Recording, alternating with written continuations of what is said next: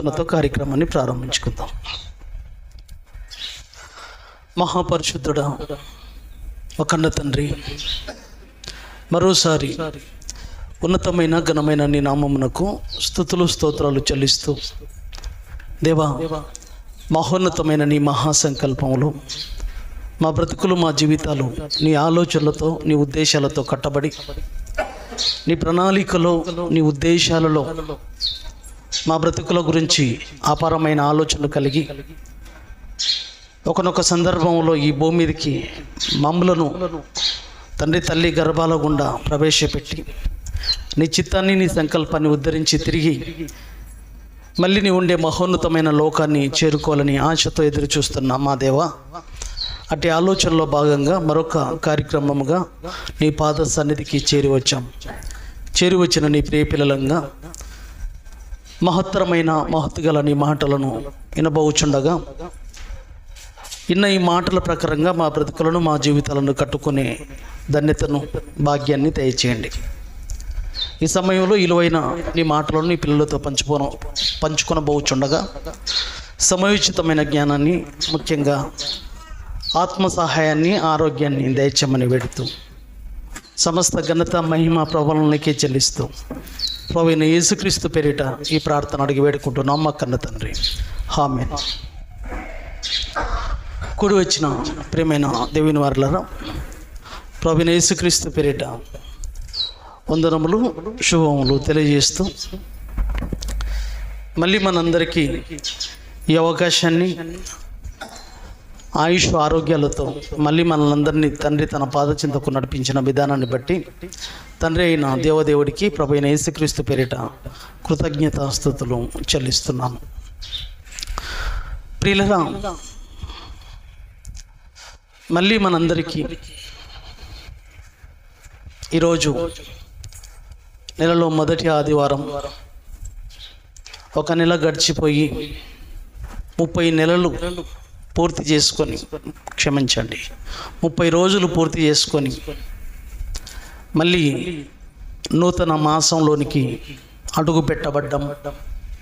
దేవుని కృప వల్ల మళ్ళీ మనకు అవకాశం ఇచ్చాడు.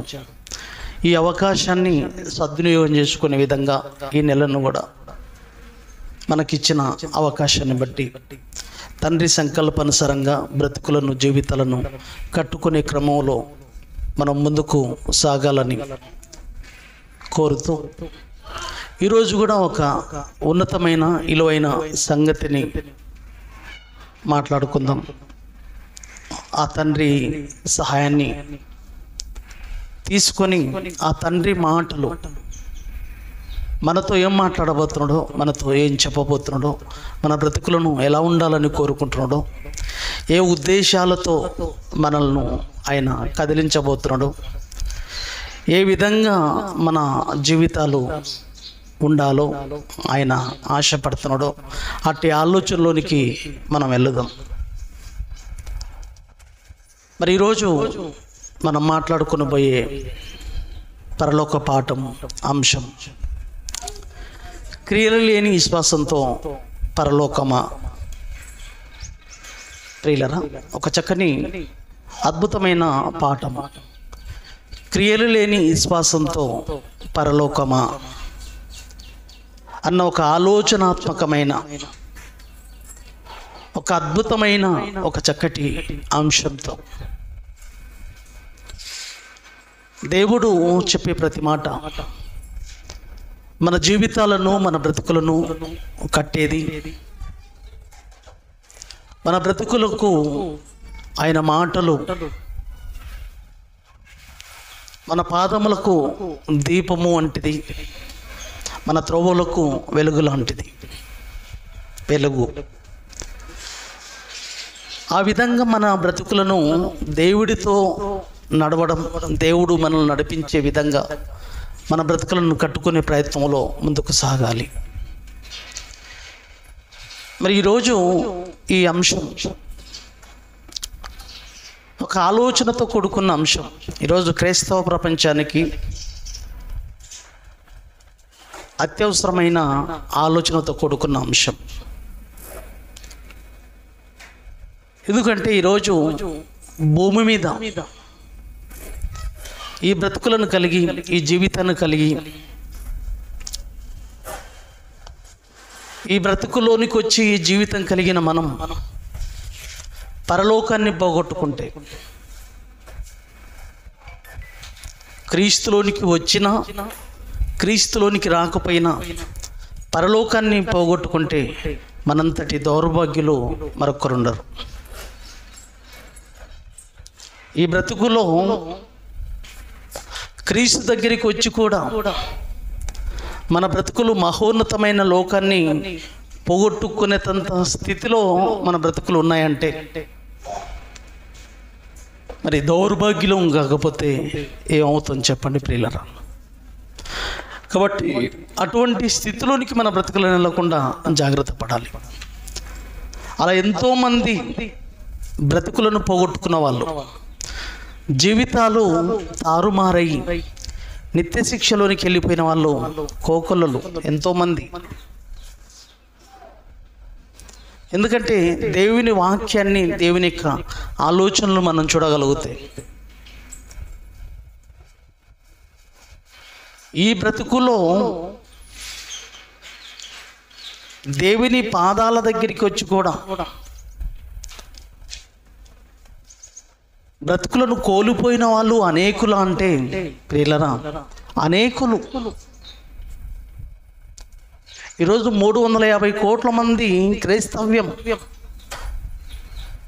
ఇంతమంది పరలోకాన్ని అందుకోరా, పరలోకాన్ని పొందుకోలేరా అని అంటే ప్రియులరా,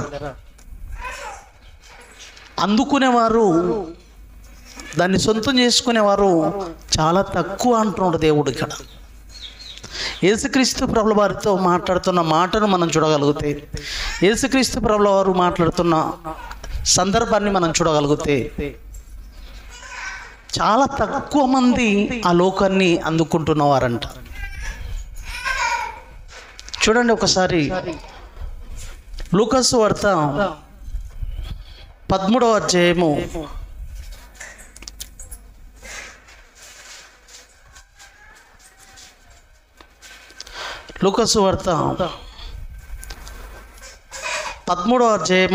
24వ వచనంలో 23 చూడండి. మీరు 23 నుంచి చూసుకోండి. 23 నుంచి, ఒకడు ప్రభువా, రక్షణ పొందువారు కొద్ది మందేనా? ఎందుకంటే నిన్ను ఎమ్మడిస్తున్న వాళ్ళ సంఖ్య చాలా ఉంది. బాగా వినాలి. ఎంతోమంది ప్రవేశిస్తున్నారు, ఎంతోమంది వస్తున్నారు. ప్రభుల వారు బోధ వినడానికి కోకొల్లుగా జనాలు వస్తున్నారండి. ఈరోజు ప్రపంచవ్యాప్తంగా ఎంతోమంది క్రీస్తు దగ్గరికి వస్తున్న వాళ్ళ సంఖ్య అపరిమితం. లెక్కల్లో మనం ఆలోచిస్తే 350 కోట్ల మంది. చర్చిలు పట్టట్లేదు. ఈ గుంపులను చూసి, ఈ సమూహాలను చూసి శిష్యులకు డౌట్ వచ్చింది. శిష్యులకు డౌట్ వచ్చి ఏమంటుండ్రు? ఒకడు అడుగుతున్నాడు, ప్రభువా, రక్షణ పొందువారు కొద్ది మందేనా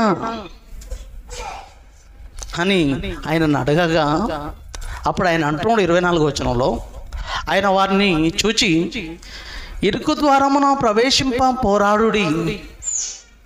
అది పోరాటంతో కూడుకున్నది నాన్న. ఇరుకు ద్వారమున ప్రవేశం అనేది పోరాటంతో కూడుకున్నది. ఇరుకు ద్వారం అంటే ఉంది చూశారు, అది మహోన్నతమైన లోకం,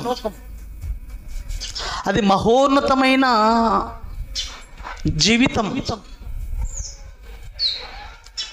ఆ ఇరుకు ద్వారము, ఆ ప్రవేశమే పోరాటంతో కూడుకున్నది. అటువంటి పోరాటంలో నెగ్గేవారు ఆ పోరాటాన్ని ఈదలేని వాళ్ళు చాలా తక్కువ. అది ఇరుకు ద్వారం, అది పోరాటంతో కూడుకున్నది. పోరాడలేరు. అనేకులు ప్రవేశింప చూస్తారు, కానీ అది వారి వలన కాదని మీతో చెప్పుచున్నాను. చూశారా, ఎంతమంది పోగొట్టుకున్న వాళ్ళు ఉన్నారండి పరలోకాన్ని. అంటే ఈరోజు 350 కోట్ల మంది ఈరోజు చర్చిలు పట్టట్లేదు. ఇక్కడ ఉన్న పరిస్థితిని మనం చూడగలిగితే, ఇక్కడ మనల్ని ఆలోచించుకున్న, మనం ఉన్న ఈ కొద్ది మందిని ఆలోచించిన అనేకులు ప్రవేశింపజూతురు, కానీ అది వారి వలన కాదు, కొద్ది మందే అని అంటున్నాడు. కొద్ది మందే అవకాశం. మత్తయి సువార్తలో చూడండి, 7వ అధ్యాయంలో 7వ అధ్యాయం 13లో చూడండి, చదువు. ఇక్కడ కూడా చూడండి, మత్తయి సువార్త 7వ అధ్యాయము 13 నుంచి. ఇరుకు ద్వారమున, మళ్ళీ పైనుంచి చదువు, ఇంకా శిష్యులు అడిగేది చదువు త్వరగా.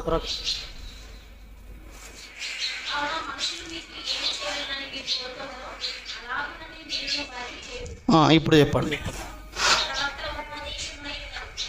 13 నుంచి చదవండి.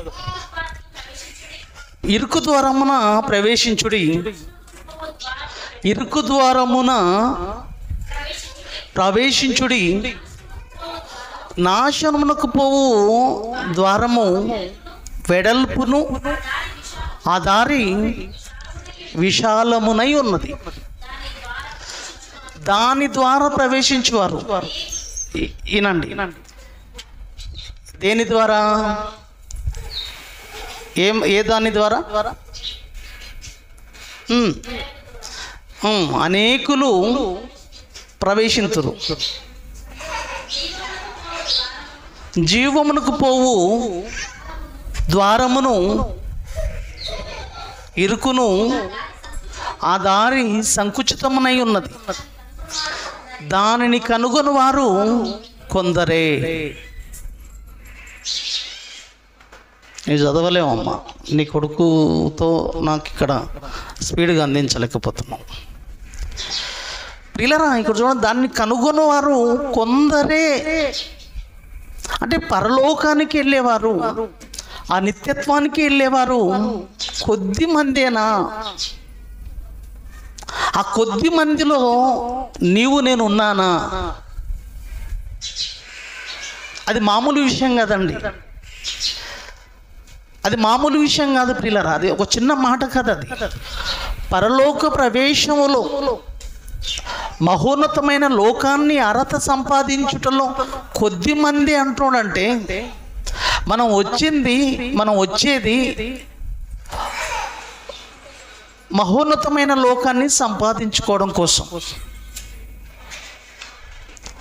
ఆ మహోన్నతమైన లోకాన్ని సంపాదించుకోవడం వచ్చుటలో కొద్ది మంది అన్నప్పుడు, ఆ కొద్ది మందిలో నేనున్నానా అన్న ప్రశ్న, భయం మనలో పుట్టొద్దు? ఆలోచించుస్తున్నారా? ఇరుకు ద్వారమున ప్రవేశం అనేది పోరాటంతో కూడుకున్నది. అనేకులు ప్రవేశింపజూతురు, కానీ అది వారి వలన కాదని మీతో చెప్పుచున్నాడంటే, ఎవరెళ్ళుతారు? మరి ఎవరెళ్ళుతారు?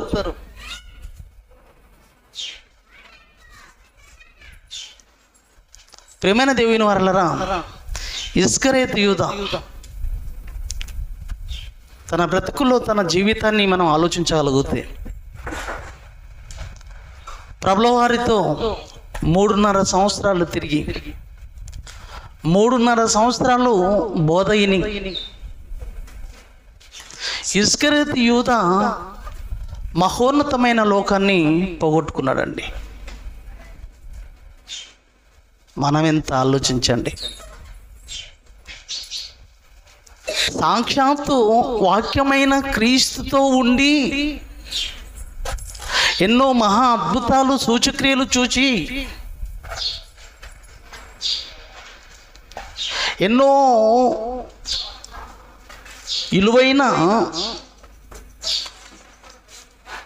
ఎన్నో లోతైన సంగతులు, ప్రపంచ మానవాళికి అందని విలువైన విశేషమైన ఆలోచనలతో కూడుకున్న ఎన్నో మర్మాలను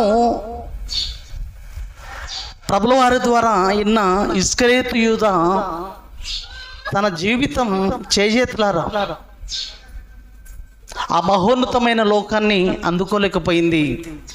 ఇస్కరియోతు యూదా తప్పిపోయాడు, నిత్య శిక్షలోనికి వెళ్ళిపోయాడు అని వాక్యం సెలవిస్తుంది. అంటే ఈరోజు మన పరిస్థితి ఒక ప్రశ్నార్థకంగా వెలుగుతుంది. ప్రభు వెంబడి ఉన్న ఇస్కరియోతు యూదానే తప్పిపోయాడంటే మనం ఎంత జాగ్రత్త ఉండాలో,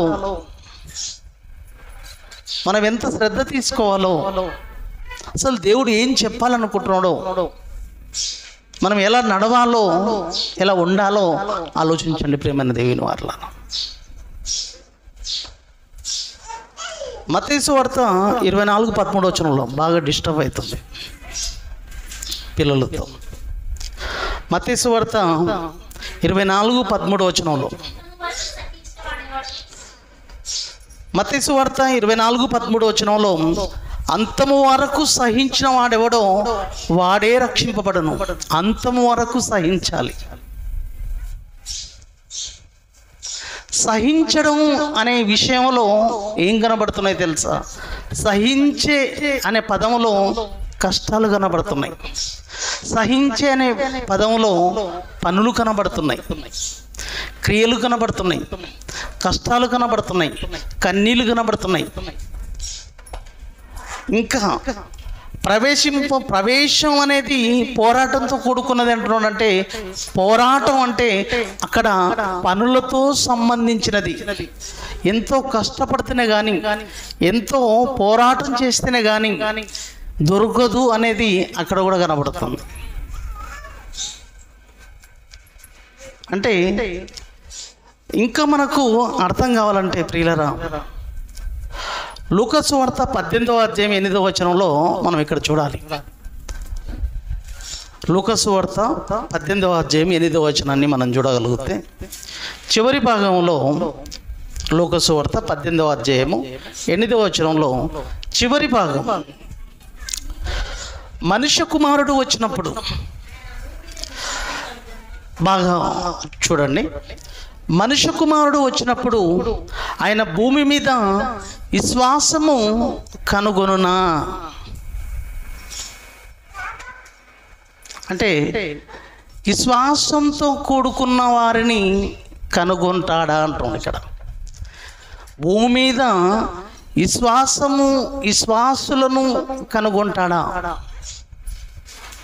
ఆయన రెండో రాకడలో, మొదటి రాకడ అయిపోయింది, ఇప్పుడు రెండో రాకడ రాబోతుంది.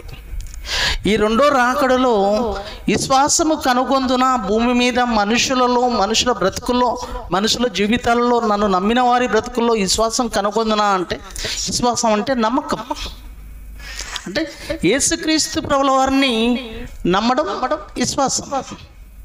యేసుక్రీస్తు ప్రభుల వారు మన అందరి కోసం శిలువలో బలయ్యాడు, సర్వ మానవాళి కోసం తను రక్తం చిందించాడు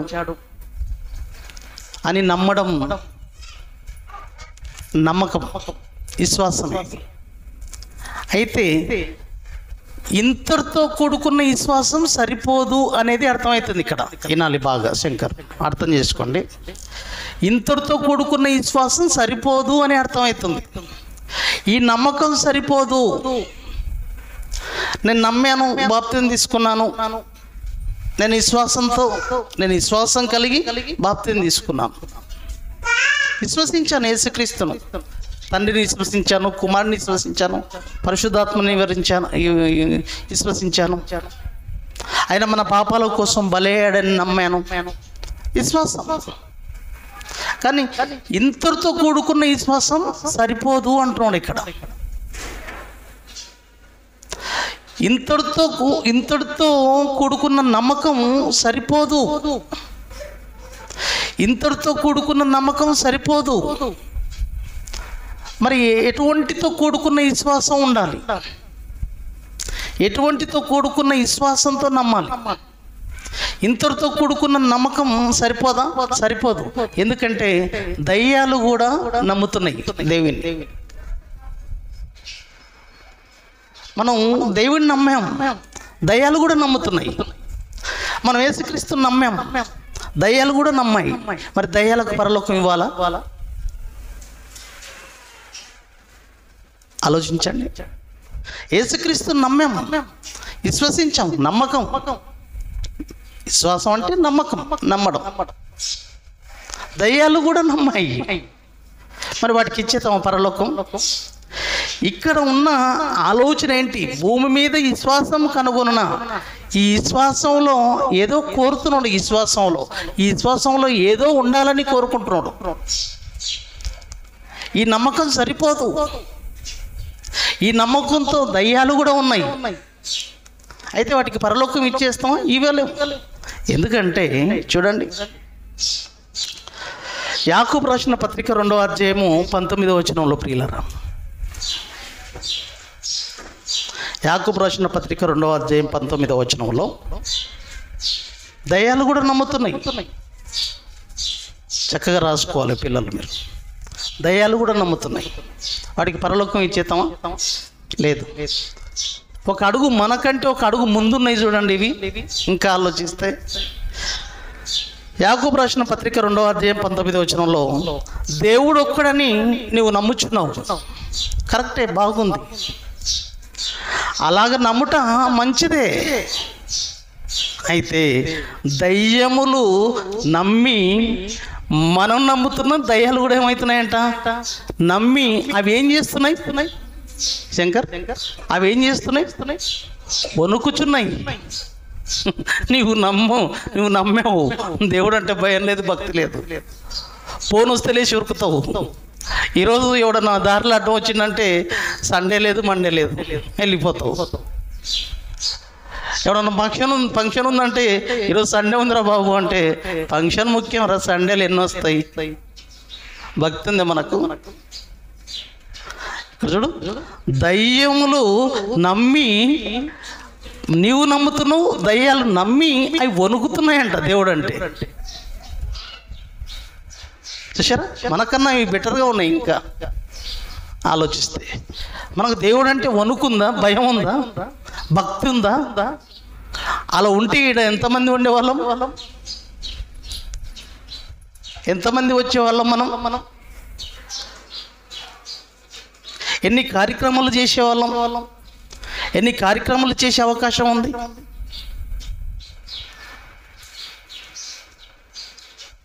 కానీ ప్రియులరా, నమ్మి వణుకుచున్నాయి. కానీ వాటిలో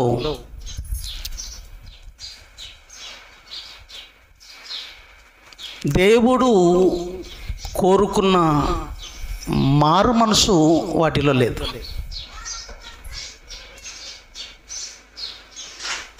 వాటిలో శ్రేష్టమైన క్రియలు లేవు. దేవుని ఆలోచనలు వాటి బ్రతుకులో లేవు.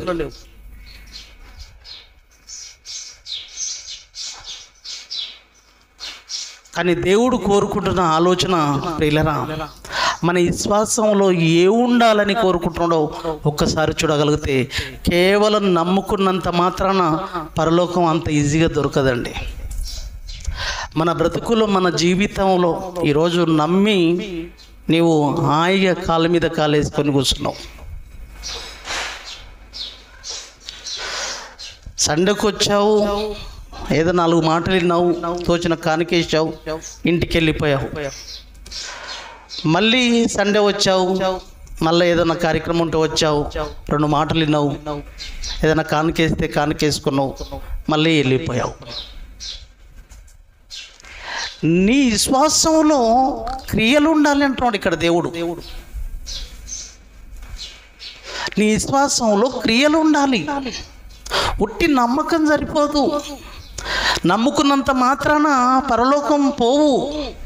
నమ్మి బాప్తిజం తీసుకున్నంత మాత్రాన పరలోక అర్హతను సంపాదించుకోలేవు. నీ బ్రతుకుల్లో ప్రవర్తన, పవిత్రత, పరిశుద్ధతతో పాటు క్రియలతో కూడుకున్నదిగా నీ బ్రతుకు ఉండాలి, నీ జీవితం ఉండాలి. నీ విశ్వాసంలో క్రియలతో కూడుకున్నదై ఉండాలి. నీ విశ్వాసము క్రియలతో కూడుకున్నదై, నీ బ్రతుకులో దేవుని కార్యక్రమాలతో కూడుకున్నదై ఉండాలి. దేవుడి ఆలోచన నీ బ్రతుకులో పండించే విధంగా నీ బ్రతుకును ముందుకు తీసుకుపోగలగాలి. ఇప్పుడు 20వ వచనంలో అంటున్నాడు చూడండి, అదే 22వ అధ్యాయం 20వ వచనంలో, యాకోబు 2:20వ వచనంలో, వ్యర్థుడా అంటున్నాడు, మూర్ఖుడా. క్రియలు లేని విశ్వాసము నిష్ఫలమైనదని తెలుసుకున్న కోరుచున్నావా? నిష్ఫలమైనది. క్రియలు లేని విశ్వాసము అది ఫలభరితమైనది కాదు, అది దేవుడిని సంతోషపరిచేది కాదు, అది ఫలభరితమైనది కాదని తెలుసుకొని కోరుచున్నావా? క్రియలు లేని విశ్వాసం నిష్ఫలమైనదని తెలుసుకుని కోరుచున్నావా? ఇప్పుడు చూడు, ఒక ఎగ్జాంపుల్ చూపిస్తాడు. విశ్వాసం అంటే ఎలా ఉండాలో, దేవుని నమ్మడం అంటే ఎలా ఉండాలో చూడండి. నమ్మకంలో క్రియలు ఉండాలి, మన బ్రతుకులో క్రియలు ఉండాలి, మన విశ్వాసంలో క్రియలు ఉండాలి. క్రియలుండి విశ్వాసం లేకపోయినా, విశ్వాసం ఉండి క్రియలు లేకపోయినా మన బ్రతుకు వ్యర్థమే. ప్రేమైన దేవుని వారిలో రెండిట్లో ఏది లేకపోయినా నష్టం మనకే. విశ్వాసం ఉండి క్రియలు లేకపోయినా, క్రియలుండి విశ్వాసం లేకపోయినా, రెండు విషయంలో నష్టపోయేది మనమే. కేవలం విశ్వాసం ఉంటే సరిపోదు. వ్యర్థుడా అన్నాడు, మూర్ఖుడా. క్రియలు లేని విశ్వాసం నిష్ఫలమైనదని తెలుసుకుని కోరుచున్నావా? అయితే చూడు 21వ వచనంలో, మన పితరుడైన అబ్రహాము తన కుమారుడైన ఇసాకును బలిపీఠం మీద అర్పించినప్పుడు అతడు క్రియల వలన నీతిమంతుడని తీర్పు పొందలేదా? ఒక్కగానున్న ఒక కుమారుడిని దేవుడు, అబ్రహామా నీ కుమారుని నాకు ఇస్తావన్నప్పుడు, తండ్రి నీవిచ్చావు, నీవు అడిగితే నీకు ఇవ్వకపోతే ఇంకెందుకు తండ్రి, నేను ఇచ్చింది నీవు తండ్రి, నీవు అడగాలి కానీ సరే నీకోసం ఏం చేయాలో చెప్పండి తండ్రి, నా కోసం బలిస్తావంటే బలిచ్చాడండి. బలిపీఠం మీద పెట్టి కత్తి లేపాడండి. కత్తి లేపి అలా కొడుతున్న క్షణంలో దేవదూత రాకపోతే కత్తి మెడ మీద పడేది, మెడ తెగిపోయేది, తల తెగిపోయేది. అబ్రహమా, నీ విశ్వాసంలో క్రియలు చూశాను, నీ నమ్మకం క్రియలతో కూడుకున్నది. వద్దు, చంపొద్దు, కత్తి వేయద్దు బిడ్డ మీద. చూశారా, పని చేశాడు. దేవుడు చెప్పింది చేశాడు. అక్కడ దేవుడు ఏదైతే చెప్పిండో అది చేశాడు. అక్కడ దేవుడు చెప్పింది నీ బ్రతుకులు చేయగలగాలి. దేవుడు ఏదైతే చెప్తున్నాడో అది నువ్వు చేయగలుగుతున్నాలి, అది పాటించాలి, దాని ప్రకారంగా బ్రతకాలి, దాని ప్రకారంగా నీ జీవితాన్ని ముందుకు నడిపించుకోగలగాలి. చూడండి, ఇంకా మన పితరుడైన అబ్రాహాము తన కుమారుడైన ఇసాకును బలిపీఠం మీద అర్పించినప్పుడు, ఆ పదాలను అండర్లైన్ చేసుకున్నప్పుడు, బలిపీఠం మీద అర్పించినప్పుడు అతడు క్రియల వలన, ఉట్టిగా నీతిమంతుడు అనలేదండి, ఉట్టిగా దేవుడిని నమ్మినందుకు నీతిమంతుడు అనలేదండి. అతని విశ్వాసంలో క్రియలు ఉన్నాయి. చూడండి, పనులు ఉన్నాయి. క్రియల వలన నీతిమంతుడని తీర్పు పొందలేదా? విశ్వాసము అతని క్రియలతో కూడా, లేదా అతని క్రియలతో కూడి కార్యసిద్ధి కలగజేసననియు, కార్యరూపం దాల్చిందని, క్రియల మూలముగా అతని విశ్వాసము పరిపూర్ణమైనది. క్రియల మూలముగా విశ్వాసం పరిపూర్ణమైనది. మన విశ్వాసం పరిపూర్ణమైనదిగా తీర్చిదిద్దుకోవాలంటే క్రియలతో కూడుకున్నదై ఉండాలి. మన విశ్వాసము పరిపూర్ణమైనదిగా చేసుకోవాలంటే మన బ్రతుకును పరిపూర్ణమైనదిగా చేసుకునగలగాలంటే అది క్రియల మూలముగా మన విశ్వాసం పరిపూర్ణమైనదిగా ఉండబోతుంది. గ్రహించుచున్నావు కదా అంటూ ఉండండి. ప్రేమైన దేవుని వారలారా, ఆలోచించండి. దేవుని యొక్క ఉన్నతమైన ఆలోచనలు ఎంత గొప్పవి అండి. బ్రతుకులో మన జీవితంలో క్రియలు క్రియలు పనులు పనులు పనులు అండి, పనులు దేవుని కోసం. ఏం పని చేసి ఆ మహోన్నతమైన లోకానికి వెళ్ళగలుగుతున్నాం? కేవలం నమ్మకం ఉంటే సరిపోతుందా? కేవలం నమ్మితే సరిపోతుందా? కేవలం విశ్వసించాను నేను దేవుడినని అనుకుంటే సరిపోతుందా? నీ విశ్వాసంలో నువ్వు ఏం చేయగలుగుతున్నావు? నీ విశ్వాసంలో క్రియలు ఉన్నాయా? క్రియలతో కూడుకున్న విశ్వాసం అనేది. యేసుక్రీస్తు ప్రభువారు 2000 సంవత్సరాల కిందట భూమి మీదకి అడుగు పెట్టబడినప్పుడు, సర్వ మానవాళి కోసం తన జీవితాన్ని తాకట్టు పెట్టడానికి అడుగు పెట్టబడినప్పుడు 12వ ఏటనే ఆయన మాట్లాడుతున్న మాట అద్భుతం. ప్రియమైన దేవుని వారలారా, దేవుని అద్భుతమైన మహాసంకల్పాన్ని పూరించడానికి లోక కళ్యాణార్థమై భూమి మీదకి ప్రపంచ మానవాళిని రక్షించుకోవడం కోసం యేసుక్రీస్తును భూమి మీదకి పంపించినప్పుడు తన రక్తం ప్రక్షాళన గావించబడితే ప్రపంచం పునీతమైపోతుంది, ప్రపంచం విమోచింపబడుతుందన్న సంగతి తెలుసుకున్న దేవుడు యేసుక్రీస్తును భూమి మీదకి పంపించినప్పుడు 12వ ఏటనే యేసుక్రీస్తు మాట్లాడిన మాటలు తల్లిదండ్రులను ఆశ్చర్యపరిచాయి. ఈరోజు మనలందరికీ సిగ్గుకరమైన విషయం అండి.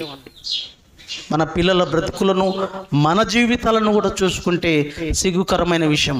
12వ ఏటనే ఏ ఆలోచనలతో, ఏ ఉద్దేశాలతో భూమి మీదకి అడుగు పెట్టాడో ఒకసారి మనం చూడగలిగితే 2:49 వచనంలో లూకాసు వార్త 2వ అధ్యాయం 49వ వచనం అండి. ఆయన, మీరేలా నన్ను వెతుకుచుంటిరి, నేను నా తండ్రి పనుల మీద నుండవలనని మీరు ఎరగరా అని వారితో చెప్పానండి. 2:49 లూకాసు వార్త. చూశారు, పనుల మీద ఉన్నాడండి. తండ్రి ప్రణాళిక, తండ్రి సంకల్పం,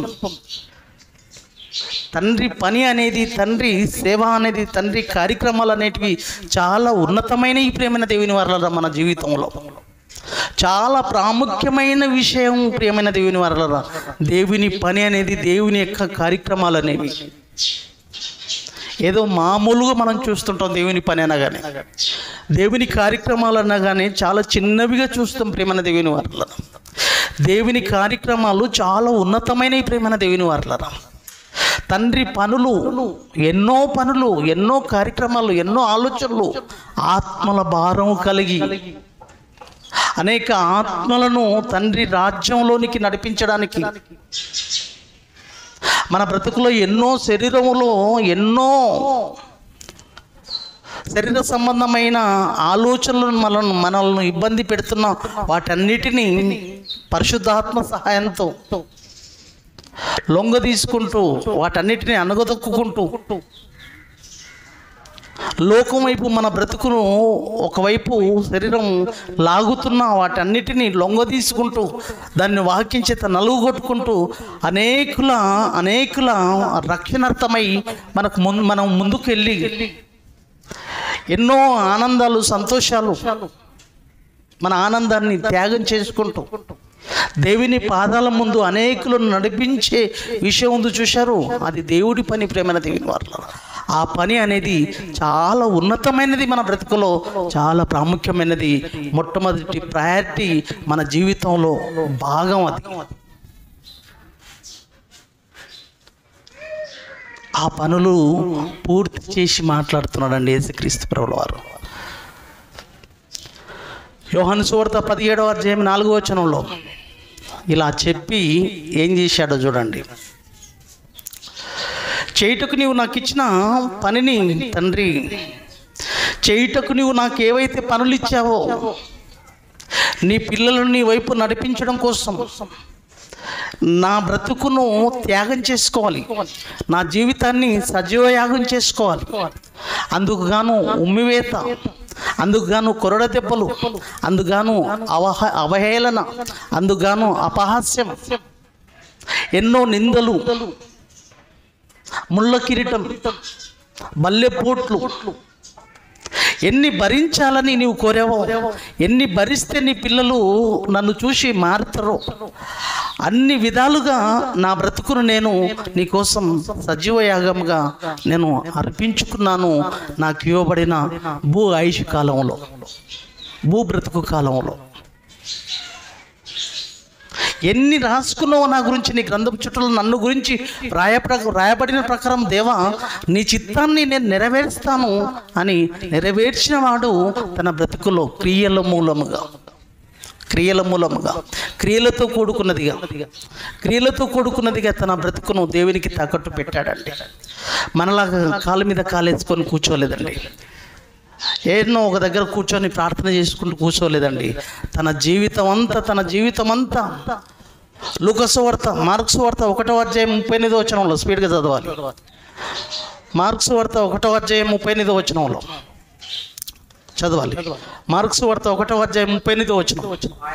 ఆయన ఇతర సమీప గ్రామంలోనూ నేను ప్రకటించినట్లు వెళ్ళుదాం రండి. ఇదో ఎందుకు వచ్చాను నేను, అనేక సమీప గ్రామాలు, పల్లె పట్టణాలు తిరగాలి. వాడవాడలు తిరిగిండు, పల్లె తిరిగింది, పట్టణాలు తిరిగాడు. ఇంది నిమిత్తమే కదా నేను భూమి మీదకి బయలుదేరి వచ్చి తిని. ఇదే కదా తండ్రి ఆశయం, ఇదే కదా తండ్రి ఉద్దేశం. ఈ ఆలోచనలతోనే కదా నా బ్రతుకును ముగించాలి, అనేకులకు వాక్యాన్ని పంచాలి. వాక్యమైన క్రీస్తు నేను వెళ్ళాలి, ఆత్మల రక్షణార్థమై నా బ్రతుకును నా జీవితాన్ని దేవునికి సజీవయాగముగా అర్పించుకోవాలి. నన్ను నేను అర్పణ గావించబడాలి, దేవుని కోసం నలగొట్టబడాలి. ఎన్ని పనులండి, ఎన్ని కార్యక్రమాలండి, ఎన్ని ఉద్దేశాలతో తన బ్రతకండి.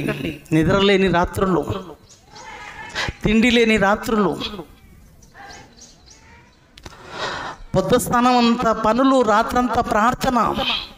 ఏ రోజు కూడా దేవుడి కోసం ప్రియులరా భూమి మీద తన బ్రతుకులో సుఖపడ్డట్లుగా లేదండి. దేవుడి కోసం కష్టపడ్డాడు, ఏ రోజు కూడా తన కోసం సుఖపడ్డట్లుగా, ఏ రోజు కూడా తన కోసం ఆలోచించినట్లుగా, ఏ రోజు కూడా తన కోసం ఆనందపడ్డట్లుగా, ఏదో కావాలి, ఏదో సాధించుకోవాలి ఈ లోకంలో అన్న ఆలోచన లేకుండా భూమి మీద తనకు ఇవ్వబడిన జీవితకాలంలో తండ్రి పనులు, తండ్రి కార్యక్రమాలు, తండ్రి ఉద్దేశాలు, తండ్రి చిత్తాన్ని ఉద్ధరించాలి, ఆయన యొక్క కన్నీటిని నేను తూడ్చాలి, ఆయన సంకల్పాన్ని పండించడమే నా జీవిత లక్ష్యం అన్న 33.5 సంవత్సరాల కాలంలో పూర్తి చేసేసుకోవాలి పనులను పూర్తి చేసుకున్నాడు. తన ఈ శ్వాస జీవితంలో క్రియలను పూర్తి చేసుకున్నాడు. ఏ రోజు కూడా సుఖపడలేదండి, ఏ రోజు కూడా ఆనందాన్ని కోరుకోలేదండి భూమి మీద. అదండి మహోన్నతమైన లోకాన్ని సాధించడం అనేది. అలాంటి ఆలోచనలతో నేను బ్రతకగలిగితే, నిలబడగలిగితే ఆ మహోన్నతమైన లోకం మన సొంతం. ప్రియమైన దేవుని వారలారా అంటున్నాడు యేసుక్రీస్తు ప్రభువు వారు, చేయుటకు నీవు నాకు ఇచ్చిన పనిని నేను సంపూర్ణముగా నెరవేర్చి భూమి మీద 17:4 యోహాను సువార్త, భూమి మీద నిన్ను మహిమపరిచితిని అంటున్నాడండి. భూమి మీద ఉన్న బ్రతుకు ఉంది చూశారు, తండ్రిని మహిమపరిచే బ్రతుకు ఇది. తండ్రి మహిమార్థమై ఇవ్వబడిన బ్రతుకు ఇది. భూమి మీద బ్రతుకు అనేది ఉంది చూశారు, ఈ బ్రతుకు తండ్రి మహిమార్థమై ఇవ్వబడినది. ఇది ఎంత అద్భుతమైన మాట ప్రియులారా. ఇది చేయుటకు నీవు నాకు ఇచ్చిన పనిని నేను సంపూర్ణముగా నా బ్రతుకు కాలంలో నెరవేర్చి భూమి మీద నిన్ను మహిమపరిచితిని తండ్రి. చూసుకో నా బ్రతుకుని, ఎక్కడైనా నేను ఆనందపడ్డట్లుగా ఉందేమో నాకు ఇవ్వబడిన జీవిత కాలంలో, లేదు. ఆలోచించండి ప్రియమైన దేవుని వారలారా. ఇటువంటి వారు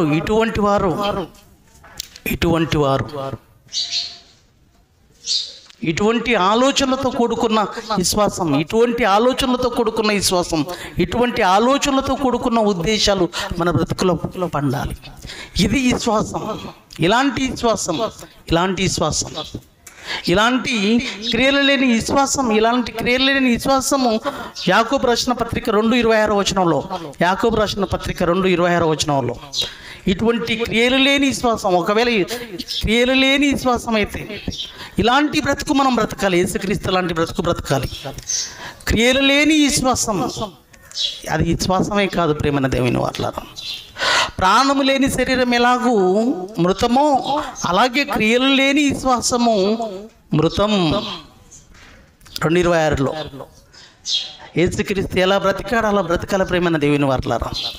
క్రియలు లేని విశ్వాసం మృతం అంటండి.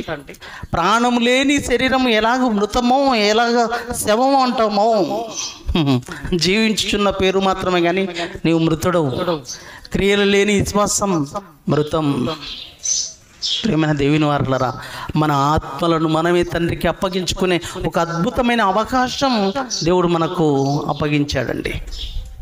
ఇలా దేవుడి కోసం విరోచితముగా దేవుని యొక్క ఆలోచనలతో విశ్వాసం, మన విశ్వాసంలో క్రియలతో కూడుకున్న ఆలోచనలతో మన బ్రతుకును ముందుకు నడిపించుకుంటూ దేవుడి కోసం ఎన్నో సేవా కార్యక్రమాలు చేస్తూ ఒకరోజు తనువు చాలించి మన ఆత్మలను తండ్రికి అప్పగించుకోవాలండి.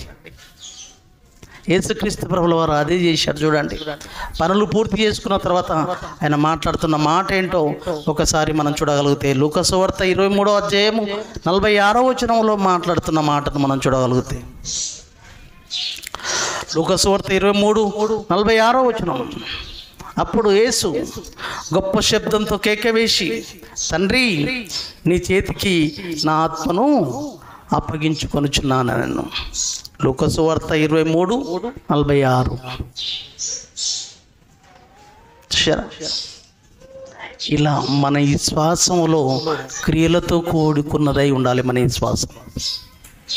మన విశ్వాసము క్రియలతో కూడుకున్నదై ఒకరోజు శరీరాన్ని వదిలినప్పుడు, తండ్రి ఇదో నీవు అప్పచెప్పిన పనులను, నీవు అప్పచెప్పిన బాధ్యతలను పూర్తి చేసుకున్నాను తండ్రి, నా ఆత్మను స్వీకరించండి తండ్రి అనే ధైర్యం మనకు ఉండబోతుంది. ప్రేమైన దేవుని వారలారా, ఇతను ఒక్కడే కదండి, స్తెఫెను కూడా అదే చేశాడండి.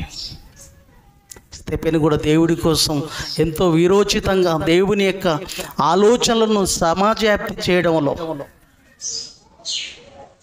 తన యొక్క విశ్వాసంలో క్రియలతో కూడుకున్న బ్రతుకును కలిగి జీవితాన్ని ముగిస్తున్నాడండి. అనేకులకు సువార్త ప్రకటిస్తున్నప్పుడు రాళ్లతో కొట్టి చంపారండి.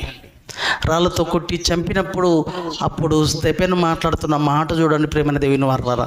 ఎందుకోసం అతని మరణం, ఆ మరణం వెనకాల ఉన్న ఉద్దేశం ఏంటో తెలుసా? దేవుడి కోసం, దేవుని పిల్లలను దేవుని వైపు నడిపించడం కోసం, దేవుని మాటలు ప్రకటించినందుకు, దేవుడి పనిలో ఉన్నందుకు, దేవుని ఆలోచనలతో ఉన్నందుకు స్తెఫెను రాళ్లతో కొట్టి చంపారండి. చంపని దేవుడికి ఆత్మను అప్పగించుకుంటున్నాడండి. ఎవరి ఆత్మను వాళ్ళు అప్పగించుకునే గొప్ప అవకాశం దేవుడు మనకిచ్చాడండి. ఎవరో మన ఆత్మను అప్పగించే అవకాశం లేదండి.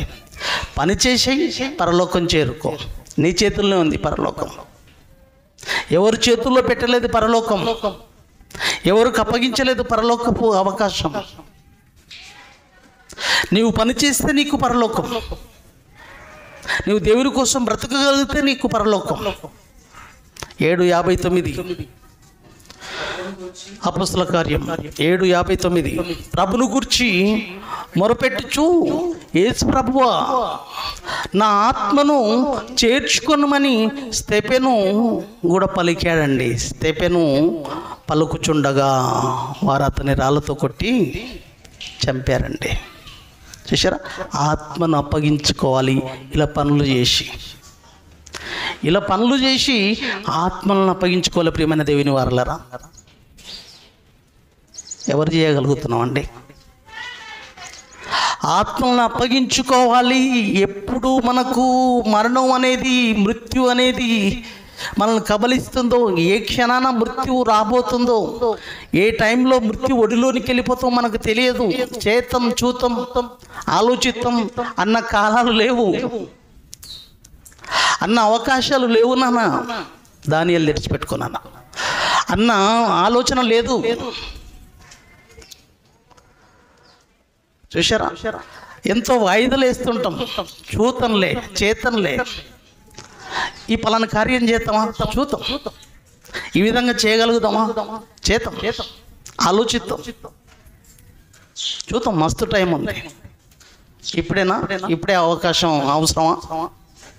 అంత అవసరమా? అంత చేయవలసిన అవసరం ఉందా? అంత చేయవలసిన ఆలోచన ఉందా? ఎంత నిర్లక్ష్యం చూడండి, ఎంత నెగ్లిజెన్స్ చూడండి. దేవుని పనులంటే, మన పనులంటే అబ్బో ఆగమేఘల మీద ఆగవద్దు. మన పనులు అనుకున్న తడువే. రాత్రి ఆలోచిస్తుంటావు, ఎన్నో ఊహల్లో తేలిపోతుంటావు. ఓ రాత్రంతా నిద్ర పట్టదు, ఆ రాత్రంతా ఆలోచిస్తుంటావు. అది ఇలా చేయాల, ఇది అక్కడ, ఇది ఇక్కడ, అది అక్కడ. ఎన్నో ఆలోచనలు, ఎన్నో కదా, ఊహల్లో తేలిపోతుంటావు, ప్రణాళికలు అల్లుతుంటావు నిద్రలో. కానీ దేవుని కార్యక్రమాలు అంటే నిర్లక్ష్యం. ఎప్పుడు ఆగిపోతుందో తెలియదండి. మనకి ఎప్పుడు మృత్యువు మనల్ని కబలిస్తుందో మనకు తెలియదు. ప్రియమైన దేవుని వారలారా, మన కాలం ఎప్పుడు ఇదో ఈ లోకాన్ని మనం వదులుతామో మనకు తెలియదండి. ఈ లోకాన్ని మనం ఎప్పుడు వదులుతామో, ఎప్పుడు మృత్యువు కబలించబోతుందో, ఎంత స్పీడ్తో మన వైపు దూసుకొస్తుందో ఊహించలేని వారం మనం.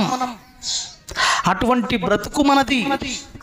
అటువంటి బ్రతుకు కలిగిన మనం దేవుని విషయంలో చేద్దాం, చూద్దాం, ఆలోచిద్దాం అన్న నిర్లక్ష్య వైఖరి ఇది పనికిరాదు. దేవుడి విషయంలో అన్ని విషయాలు, అన్ని ఆలోచనలు ఒకేలా ఉండవు. దానియేలు 2:21. అన్ని విషయాలు ఒకేలా ఉండవు, ఒకే విధంగా ఉండవు. అన్ని సమయాలు నీకు అనుకూలంగా ఉంటాయి, అన్ని విషయాలు నీకు అనుకూలంగా ఉంటాయి, అన్ని పరిస్థితులు అనుకూలంగా ఉంటాయి. ఆరోగ్యం నీకు కదా అనుకూలిస్తుంది, పరిస్థితులు నీకు అనుకూలిస్తాయి, పరిస్థితులు కుదుట పడతాయి అని నువ్వు అనుకుంటావు.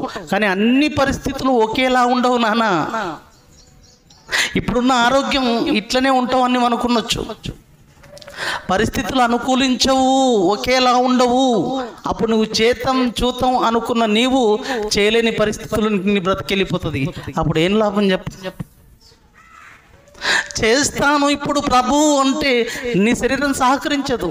నేను చేయగలుగుతాను అనే ఆలోచనలోనికి నీవు వచ్చినప్పుడు నీ బ్రతుకు కోల్పోయి ఉంటావు. 21వ వచనం, దానియేలు గ్రంథం 2:21వ వచనం. ఆయన కాలములను, నీకు ఇచ్చిన కాలం ఉంది చూశారు, నీకు ఇచ్చిన బ్రతుకు ఉంది చూశారు. ఆయన కాలములను, సమయములను మార్చువాడై ఉన్నాడు. చూశారా, కాలములు సమయములు మార్చువాడు. అన్ని పరిస్థితులు ఒకేలా ఉండవు నాయన. నువ్వు చేయాలనుకుంటావు కానీ అప్పుడు నీకు సమయం అనుకూలించదు, పరిస్థితులు అనుకూలించవు. అప్పుడు ఎలా చెప్పు? అప్పుడు ఏం చేస్తావు చెప్పు? దారుణం కాదు అప్పుడు? దారుణం కాదా ప్రియులరా? అప్పుడు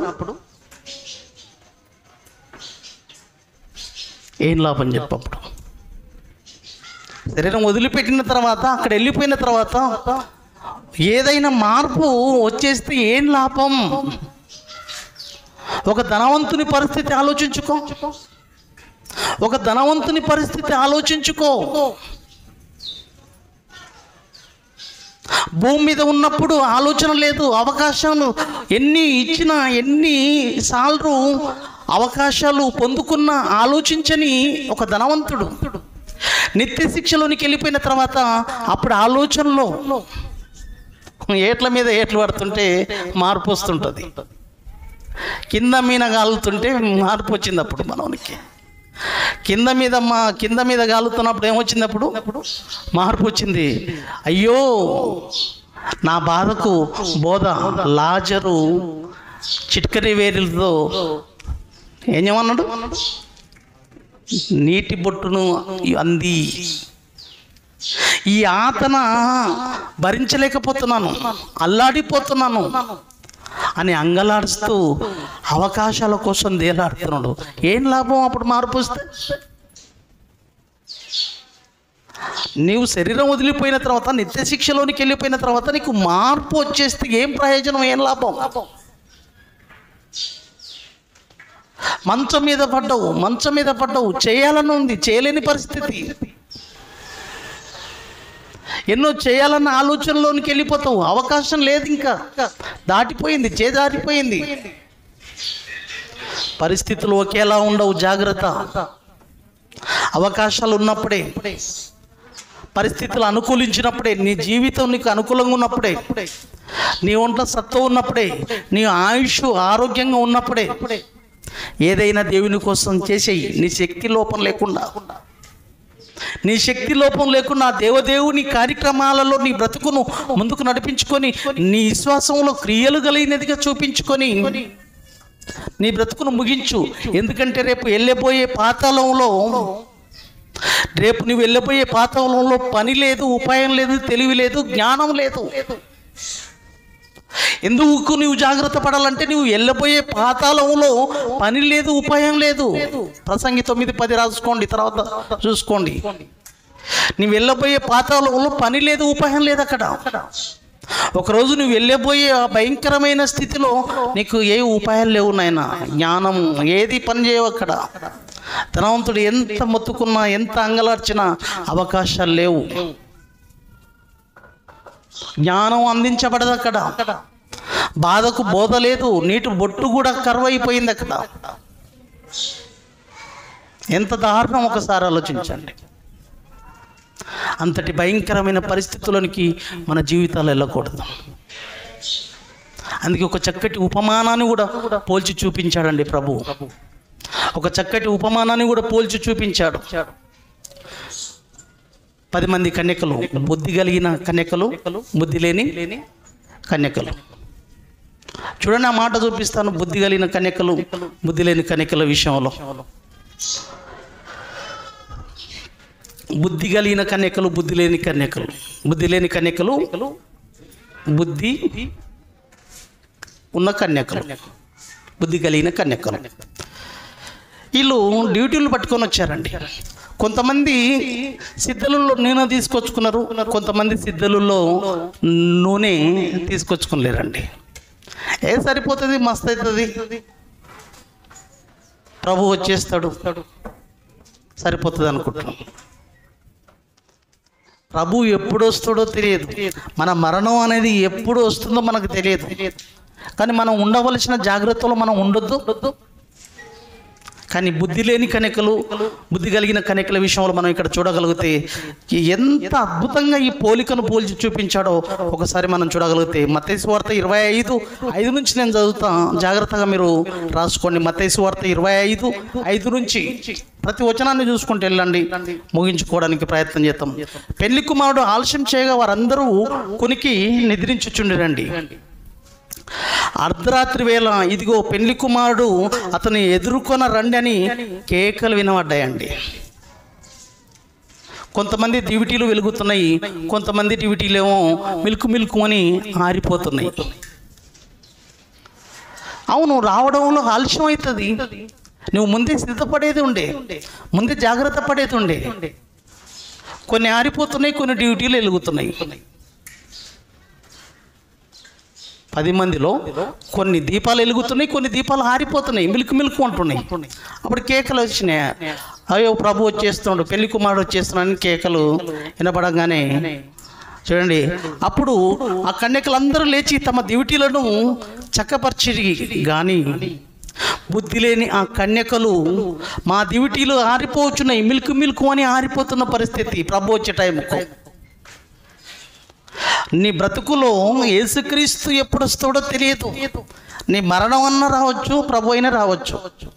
నీ బ్రతుకు దేవుని వాక్యంతో కట్టబడకూడదు. దేవుని ఆలోచనలతో, దేవుని ఉద్దేశాలతో ముందుకు ప్రతిక్షణం సాగించుకోవద్దు. అది అర్థం. చూతంగానలే, చదువంగానలే, చేతంగానలే, సుచేతంగానలే, ప్రతిక్షణం సిద్ధపడి ఉండాలి. మరణం ఆరోగ్యం బాగుంది, ఆరోగ్యం బాగుందని నువ్వు నిర్లక్ష్యం చేస్తావా? ప్రభు వచ్చేస్తే ఆరోగ్యం బాగుందని నువ్వు నిర్లక్ష్యం చేస్తే నీ చావు వచ్చేస్తే ఇలా అదే పని చేశారు. సరిపోతుంది, నూనె సరిపోతుంది, వచ్చేస్తాడు పోయినమ్మడే అనుకున్నారు. సిద్ధంలో నూనెలు తెచ్చుకుంటారు. కానీ ప్రభు ఆలస్యమైంది. తర్వాత కునుకు తీశారు. ఒక కునుకు తీసిన తర్వాత అర్ధరాత్రి వేళ ఒక టైంలో వచ్చేసే వరకు ప్రభు వచ్చేసాడు అనేసరికల్లా అప్పుడు ఇలా డ్యూటీలు ఆరిపోతున్నాయి. అప్పుడు ప్రభు వచ్చేసాడు. అప్పుడు నూనె చూస్తామా, నూనె లేదు. బుద్ధి కలిగిన కన్యకలు ఎక్స్ట్రా నూనె తెచ్చుకున్నారు జాగ్రత్త పడి. ఎందుకైనా మంచిది, ఆలస్యం కావచ్చు, ఆరిపోతుంటే నూనె పోసుకోవాలి, సిద్ధంగా తెచ్చిపెట్టుకున్నారు. మరి మన బ్రతుకులు ఎలా ఉన్నాయి ఒకసారి ఆలోచించు. ప్రతి క్షణం సిద్ధపడి ఉన్నావా నువ్వు? ఇప్పుడు ఆరోగ్యంగా ఉన్నాను పర్వాలేదులే అనే ఆలోచనలతో ఉన్నావా? రాకడా అనేది చాలా టైం పడుతుందిలే అనుకుంటున్నావా? లేదా నీ పోకడ ఏమైనా ఆలస్యం, ఏమైనా గ్యారెంటీ ఉందా? నీ పోకడైనా నీ యేసుక్రీస్తు రాకడైనా ఎప్పుడనేది తెలియదు కదా నాన్న. ఆలోచించొద్దు, సిద్ధపడొద్దు. బుద్ధి లేని ఆ కన్యకలు మా దివిటీలు ఆరిపోవచ్చున్నాయి కనుక మీ నూనెలో కొంచెం మాకు ఇవ్వడని బుద్ధి గల వారిని అడిగిరి. అందుకు బుద్ధి గల కన్యకలు మాకును మీకును ఇది చాలదేమో, మీకు వస్తే మాకు సరిపోదు అక్కడి వరకు వెళ్ళడానికి, మీరు అమ్మవారి వద్దకు పోయి కొనుక్కోండి అని చెప్పిరి. ఆ అర్ధరాత్రి వాళ్ళు ఎక్కడ దొరుకుతుంది నూనె? పోయి కొనుక్కోండి అని చెప్తే చావు తెరుచుకొని ఉంటాయా? కొనుక్కోమని చెప్పి ఆరిపోతున్న దీపాలు పోయి కొనుక్కోపోండి, మేము పోస్తే మీకు సరిపోదు మాకు సరిపోదు, అక్కడి వరకు వెళ్ళలేము, మేము ఇయ్యము అన్నారండి. వారు కొనబోచుండగా పెళ్లి కుమారుడు వచ్చాను. పెళ్లి కుమారుడు వచ్చాను. అప్పుడు సిద్ధపడి ఉన్న ఆ కన్యకలు చూసారా? అప్పుడు ఆ సిద్ధపడి ఉన్నవారు అతనితో కూడా ఆ పిండ్లు వెందు లోపలికి పోయిరి. అంతటా తలుపు వేయబడని క్లోజ్. ఆ తర్వాత తక్కిన కన్యకలు వచ్చి ఎట్లనో లాగా నూనె సంపాదించుకొని వచ్చేసిండ్రండి. యాన్నో కింద మీద పడి ఇంత నూనె సంపాదించుకొని వచ్చేసిండ్రు. అప్పటికి తలుపులు ఏమైపోయినాయి? క్లోజ్. ఆ తర్వాత తక్కిన కన్యకలు వచ్చి అయ్యా మాకు తలుపు తీయమని అడగగా, మనలాంటి దరిద్రులు వాళ్ళు కూడా అదే కదా మన పని. ఎట్లా ఉన్నాం చూడండి, ఎలా చేస్తున్నాం చూడండి దేవుని కార్యక్రమాలు.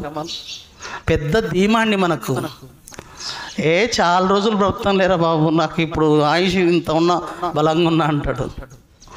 అబ్బా ఎంత చక్కటి ఉపమానాలతో పోల్చి చెప్పాడండి. అయ్యా మాకు తలుపులు తీయమని అడగగా అతడు మేము నెరగనని మీతో నిక్షేమగా చెప్పుచున్నాను. కొలాప్స్ అయిపోయింది కథ. ఇది మన జీవితాలు.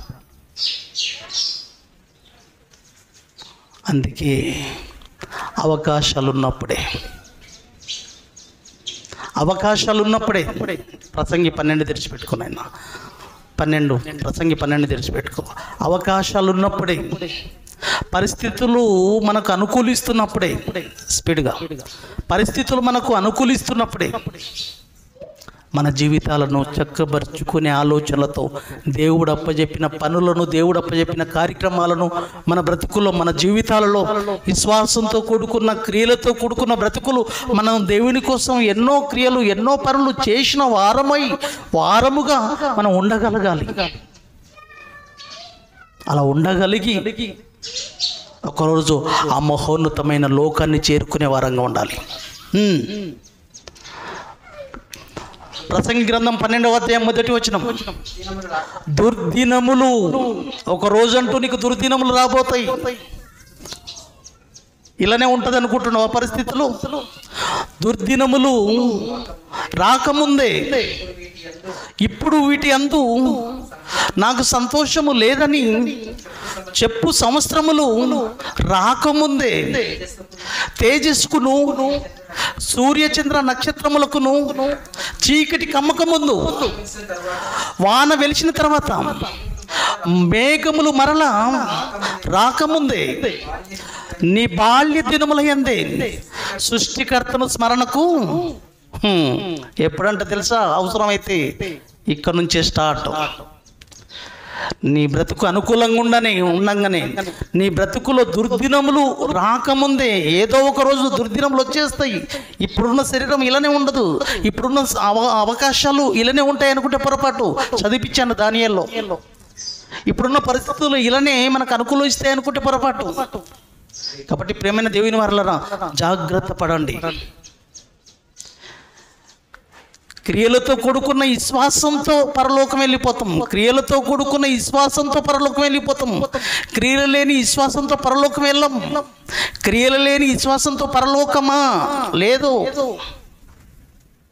మన విశ్వాసంలో క్రియలు ఉండాలి. మన విశ్వాసంలో క్రియలు ఉండాలి. మన బ్రతుకులో క్రియలు ఉండాలి. పనులు చేసి పరలోకం వెళ్దాం. దేవుని కార్యక్రమాలను తుదముట్టించి మన బ్రతుకులను తండ్రి అయిన దేవుడికి మన ఆత్మలను అప్పగిద్దాం. ఎన్నో ఉన్నాయి ఉపమానాలు, ఎన్నో ఉన్నాయి. దేవుడు అడుగుతాడు. ఎన్నో చేయవలసిన కార్యక్రమాలు ఉన్నాయి. మనం ఈ భూమి మీద ఎంతోమంది అనాథలు ఉన్నారు, ఎంతోమంది బీదవాళ్ళు ఉన్నారు, ఎంతోమంది వాక్యం లేని బీదవాళ్ళు ఉన్నారు, ఎంతోమంది హాస్పిటల్ పాలైన వాళ్ళు ఉన్నారు. మన సహోదరులు దేవుని వాక్యం బ్రతుకుతున్న వాళ్ళకు ఏదో సహాయం చేయాలి. మనకు 2 అంగీలు ఉంటే 1 అంగీ ఇవ్వాలి. ఎంతో ఖర్చు చేయాలి దేవుడి కోసం. అవి 25వ అధ్యాయంలో మనకు కనబడతాయి ప్రియులారా. 25వ అధ్యాయంలో మనకు కనబడతాయి. ఆ సంగతులను మనం చూడగలిగితే, ఆ విషయాలను మనం చూడగలిగితే, ఒకసారి చూడండి మత్తయి సువార్త 25:31 వచనంలో, మత్తయి సువార్త 25:31 వచనంలో, తన మహిమతో మనుష్య కుమారుడు ఆయనతో కూడా సమస్త దూతలతో వచ్చినప్పుడు ఆయన తన మహిమ గల సింహాసనం మీద ఆసనుడై ఉండును. అప్పుడు సమస్త జనములు ఆయన ఎదుట పోగు చేయబడుదురు. గొల్లవాడు మేకలుండి గొర్రెలను వేరు చేయనట్లు ఆయన వారిని వేరుపరిచి తన కుడివైపున ఉన్న గొర్రెలను ఎడమవైపున ఉన్న మేకలను నిలబెట్టును. అప్పుడు రాజు తన కుడివైపున ఉన్న వారిని చూచి, నా తండ్రి చేత ఆశీర్వదించబడిన వారలారా, రండి, లోకము పుట్టినది మొదలుకొని మీ కొరకు సిద్ధపరిచిన రాజ్యమును స్వతంత్రించుకోండి అనే స్థితిలోనికి మనం వెళ్ళగలగాలి. కుడివైపున ఉన్న వాళ్ళు మనమే. ఆ కుడివైపున ఉన్నవారుగా మనం ఉండాలి. ప్రియమైన దేవుని వారలారా, మన బ్రతుకు కాలంలో, మన జీవిత కాలంలో మనం చేయవలసిన పనులు ఏంటో తెలుసా? ఇక చూడండి ఏమంటున్నాడు, ఎందుకు వీళ్ళకు మహోన్నతమైన లోకం దక్కింది అని అంటే, నా తండ్రి చేత ఆశీర్వదించబడిన వారలారా, ఆ రాజ్యాన్ని స్వతంత్రించుకోండి అన్నాడు కదా. ఏం చేసి స్వతంత్రించుకున్నారో తెలుసా? 35వ వచనంలో చూడండి, ఏం చేసి స్వతంత్రించుకున్నారో.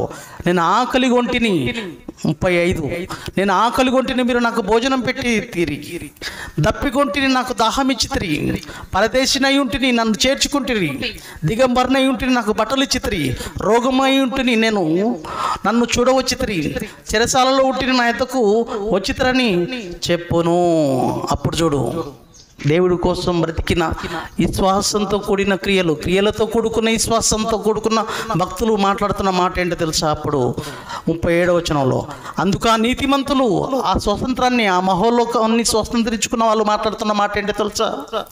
అందుకు నీతిమంతులు, ప్రభువా, ఎప్పుడు నీవు ఆకలి కొని ఉండుట చూచి నీకు ఆహారం ఇచ్చితిమి, నీవు దప్పుకొని ఉండుట చూచి ఎప్పుడు దాహం ఇచ్చితిమి, ఎప్పుడు పరదేశ యూనిట్ చూచి నిన్ను చేర్చుకుంటుమి, దిగంబర యూనిట్ చూచి బట్టలిచ్చితిమి, ఎప్పుడు రోగివై ఉండుటైనను చెరసాలలో ఉండుటైనను చూచి నీ ఎద్దకు వచ్చితిమని ఆయనను అడిగేదెదరు.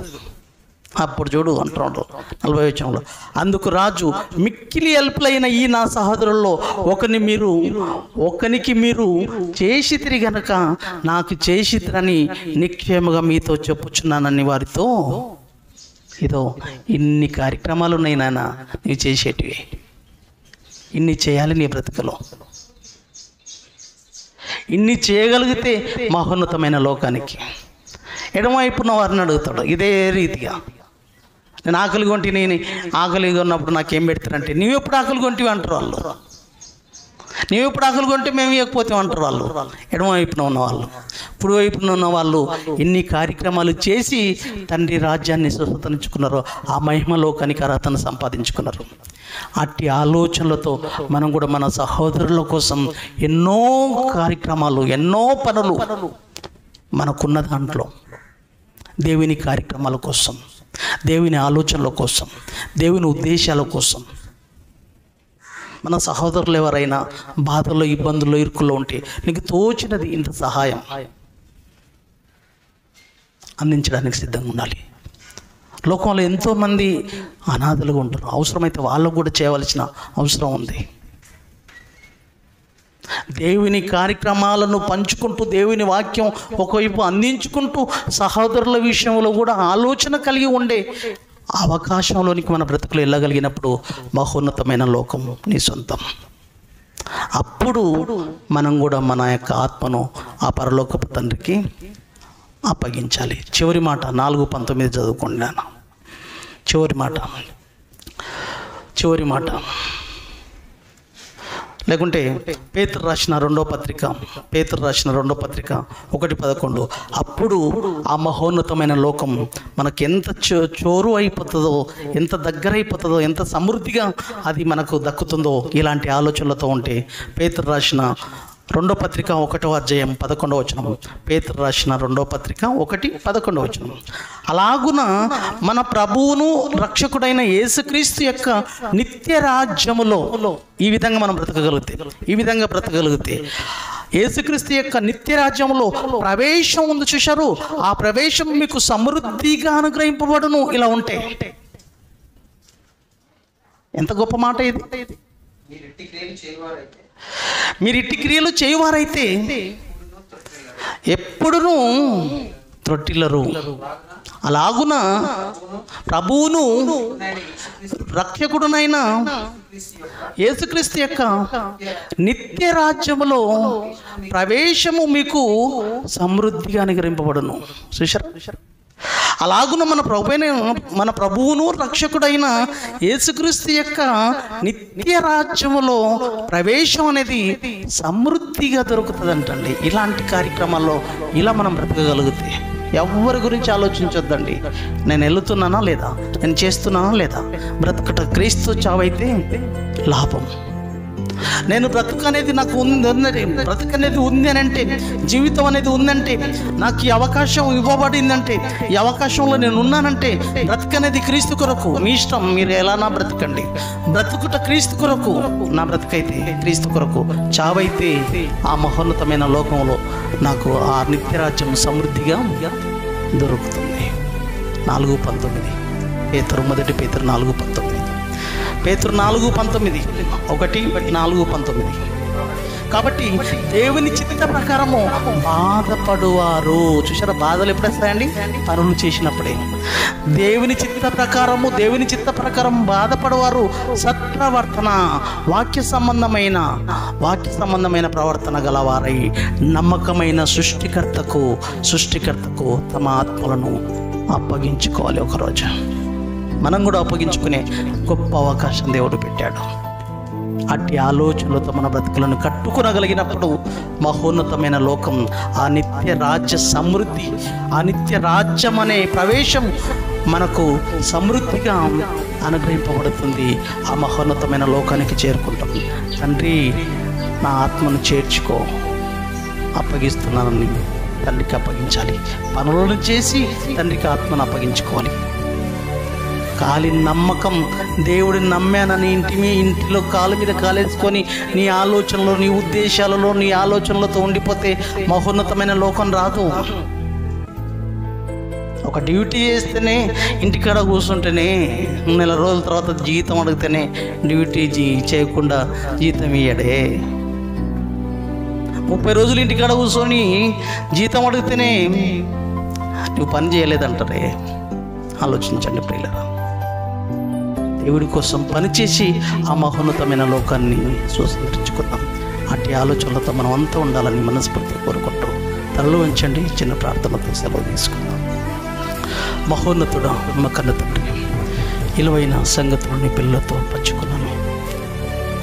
చెప్పబడ్డ ఈ విషయాలు నా బ్రతుకులో ఫలించేవిగా, ఫలితాన్ని తీసుకొచ్చేవిగా 30ంతలుగా 60ంతలుగా 100ంతలుగా ఫలించుటలో కృప చేయండి.